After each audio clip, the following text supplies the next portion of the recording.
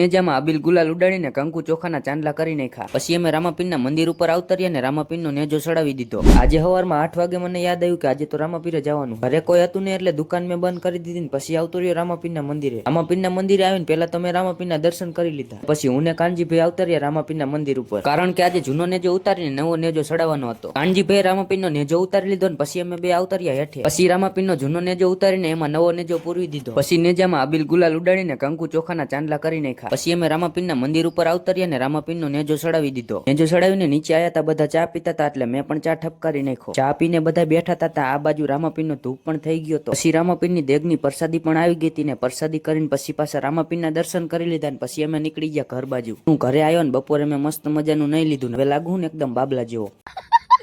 બપોર પછી મારે આરામમાં મારે ધાંગધ્રા જવાનું થઈ ગયું.